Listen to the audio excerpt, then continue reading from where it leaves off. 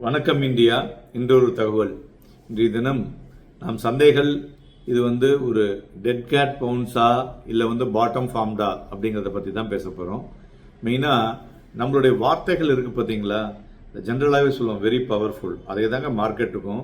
மார்க்கெட்டில் ஒரு ஒரு ட்ரஸ்ட்டை நம்ம பில்டு பண்ணணும். அதுமாரி ஒரு காம் நர்வஸ் இருக்கணும்.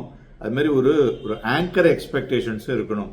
ஸோ நிறைய பேர் பார்த்தீங்கன்னா தே ஸ்பார்க் ரொம்ப நிறைய ஒரு ஃபியரை, ஒரு பயத்தோட, ஒரு பேனிக்கை அவங்களே இன்வைட் பண்ணிக்கிட்டு அப்புறம் மார்க்கெட் ஒரு ஒரு ஒரு மாதிரி வீழ்ச்சி அடையும், பெருசாக விழப்போகுது, ஒன்றுமே இருக்க போகிறது இல்லை. அது மாதிரி இந்த மாதிரியான விஷயங்கள் என்ன ஆகுதுன்னா நம்மளுடைய சந்தைகளை ஒரு மாதிரி பிரட்டி போடுதுங்க. ஸோ மோஸ்ட் எக்ஸ்பென்சிவ் இந்த மார்க்கெட் பார்த்தீங்கன்னா நம்ம பேசக்கூடிய வார்த்தைகள் தான் அண்டு த ராங் டயத்தில். ஸோ அதனால் we have to be very very careful.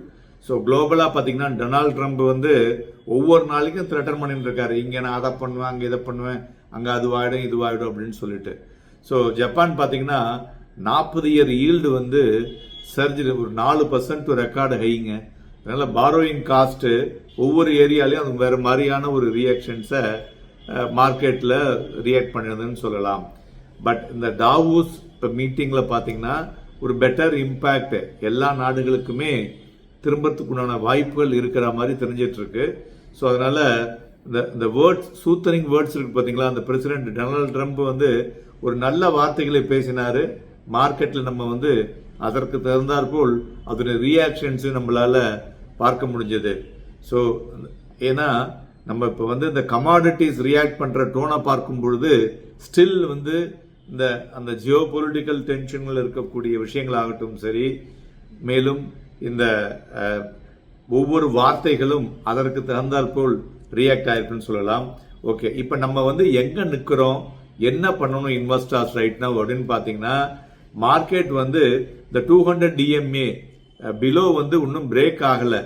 So அது ஒரு இந்த ஷார்ப் குளோபல் ரிலீஃபுக்கு அப்புறம் பார்த்தோம்னா, அதாவது என்ன இடம்னு பார்த்தீங்கன்னாக்கா 24,919 அந்த லெவலுக்கு கீழே மார்க்கெட் ஒன்றும் பெருசாக பிரேக் ஆகி போகல. மார்க்கெட் இந்த இடத்துல ஒரு கன்ஸ்ட்ரக்டிவாக நின்றுதுன்னு வச்சுங்களேன். ஸோ இதிலிருந்து மார்க்கெட் ஒரு ஸ்லைட் மூவ்மெண்ட் கொடுக்கக்கூடிய வாய்ப்புகள் இருக்கும். அதனால ஃபோக்கஸ் ஆன் குவாலிட்டி ஸ்டாக்ஸ். இந்த லிவரேஜ் ரிலேட்டட் டிசிஷன்ஸ் இருக்குல்ல, அதெல்லாம் இப்போ எடுப்பதை அவாய்ட் பண்ணது தெரிய நல்லது. அதுமாரி உங்களுடைய ரிஸ்க் ரிவார்ட் ரேஷியோ உங்களுக்கு கண்ணுக்கு முன்னாடி தெரிஞ்சதுன்னா அதில் பண்ணுங்க. இல்லைன்னா keep selective stocks and invest. நன்றி, வணக்கம்.